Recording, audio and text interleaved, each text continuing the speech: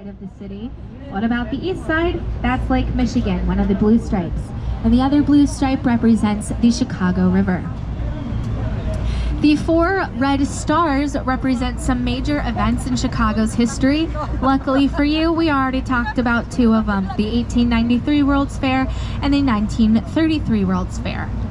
But what do the other 2 mean? Well, for one, we have the founding of Fort Dearborn. Fort Dearborn used to stand all the way by our docks on Michigan Avenue, and it was established to guard the intersection between the lake and the river.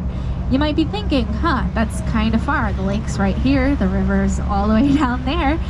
But the river used to meet the lake all the way at Michigan Avenue.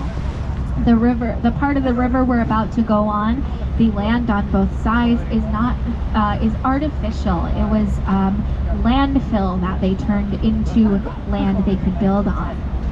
So Fort Dearborn was established to guard that intersection, and when you go up onto Michigan and Wacker after you leave our docks today, you'll see these plaques on the ground that outline where those buildings used to stand.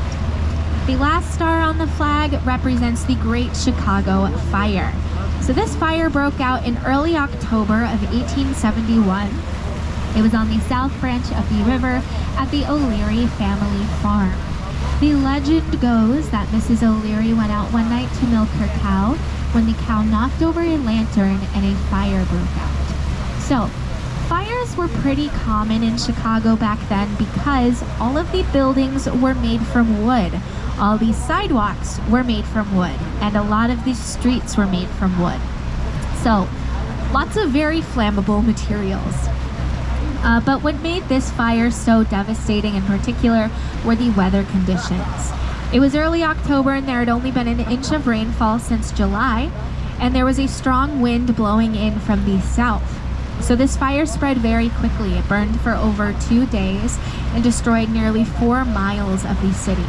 Over 17,000 buildings were destroyed, around 300 lives were lost, and over 100,000 people were left without homes. So this is very bad, a very big disaster, but some good did come out of it. We're going to pause under this bridge once again.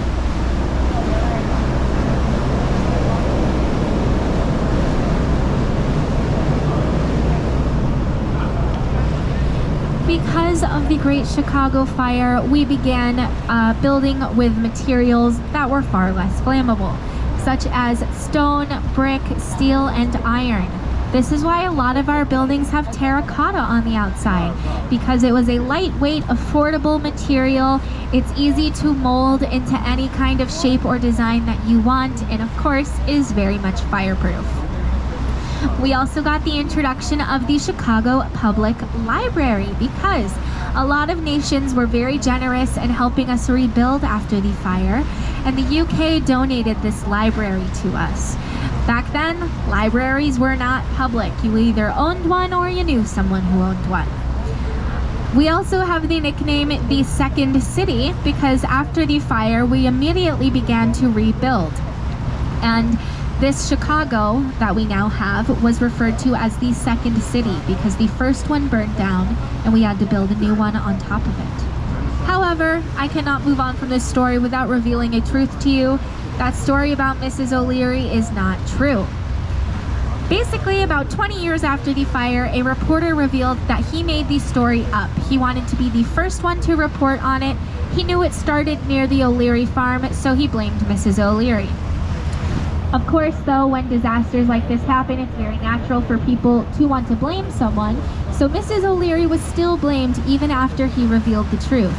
Luckily, she was officially exonerated by the city, as was her cow, but in 1997, about 100 years too late. So, good try, Chicago. I guess better late than never, although I'm not sure Mrs. O'Leary would agree with me on that one.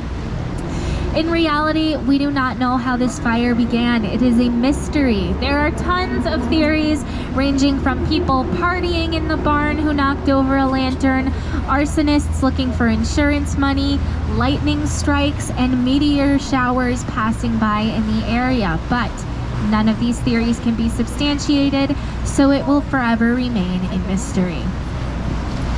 The last thing I want to talk to you guys about today is the word Chicago. Where does it come from? Chicago is built on indigenous Potawatomi land, and they used to call this land... Get out of the way, guys, come on. They used to call this area Chautauqua. There was a wild leek that grew in the area that was basically an onion that smelled very, very strongly of garlic. So, Chautauqua basically translates to stinky onion or skunk. Eventually, French settlers came over from Canada, and specifically Jean-Baptiste Pont de Sable, and Chautauqua turned into Chicago. I want to thank you all so much for coming today. My name is Ashlyn. If you enjoyed the tour, we'd love if you reviewed us on TripAdvisor, Yelp, Google, all the places. If you didn't like the tour, my name is not Ashlyn and I was never here. Remember, we've got that photo contest going on, so if you took any pictures or videos today, post them to social media with